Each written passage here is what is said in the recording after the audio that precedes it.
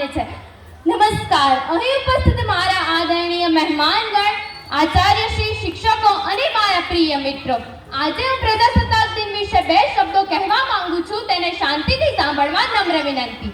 ઘણી ઇજ્જત, ઘણો સ્નેહ, ઘણી લાગણી આપવી હું લઉં છું જેણે મને આંગણી આપેલી।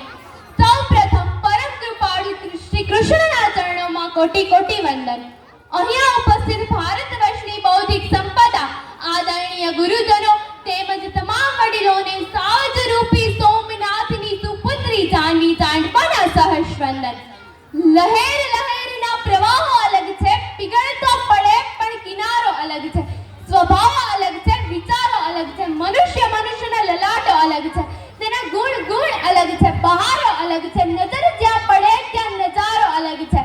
અણુમાંથી સર્જન થયું આ બધું, પણ ગગનમાં સિતારો અલગ છે, ગગનમાં સિતારો અલગ છે। 21મી સદી એ જ્ઞાનની સદી, 21મી સદી એ વિજ્ઞાનની સદી, પણ સાથે એવું નથી લાગતું કે 21મી સદીને થોડી જાગૃતતાની સદી પણ થવું જોઈએ। પ્રાચીન કાળમાં કેટલાય જ્ઞાતા લોકોથી ઉજાગર આ ભારત વર્ષનો ઇતિહાસ જો સુવર્ણકાળ હોત તો આજે એવા ઠેકાણા સર્જાયા કે સુવર્ણકાળની વાત તો દૂર રહી, આપણો દેશ એક વિકસિત દેશ પણ નથી રહ્યો। શા માટે? કદાચ આપણી અણિશુદ્ધ સંસ્કૃતિને વિદેશોની એવી રીતે નજર લાગી છે કે હજી પણ આપણી પ્રજા પશ્ચિમ સંસ્કૃતિથી આકર્ષિત થાય છે, તેની રહેણી કેણી, તેના નીતિ નિયમો અનુસરવા માંગે છે, અને પછી દર વર્ષે આમ જ થાય છે। જ્યારે સ્વતંત્ર દિવસ આવે છે ત્યારે બધા કહીએ છીએ અમે આઝાદ થયાના 76 વર્ષ પૂરા થયા, પણ જોવા જઈએ તો હજી પણ આપણે ગુલામ જેવા જ લાગીએ છીએ। વિદેશી પ્રજા આવીને ચાલી ગઈ, પણ હજી એની સુવાસ આપણી સંસ્કૃતિમાં ક્યાંક દેખાય છે।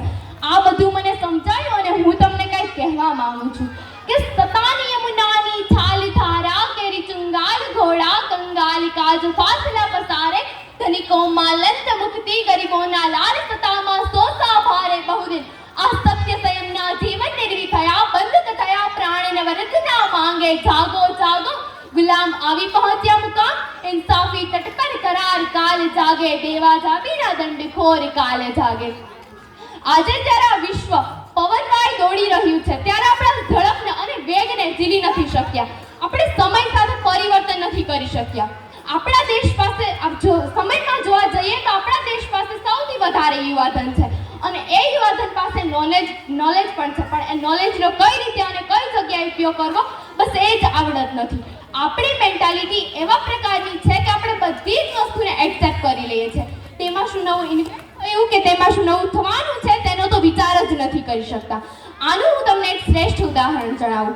વિદેશીઓની વિચારસરણી કંઈક આવા પ્રકારની છે, જો તે કરી શકે છે તો હું પણ કરીશ, અને જો તે નથી કરી શકતા તો એને ચોક્કસપણે કરીશ।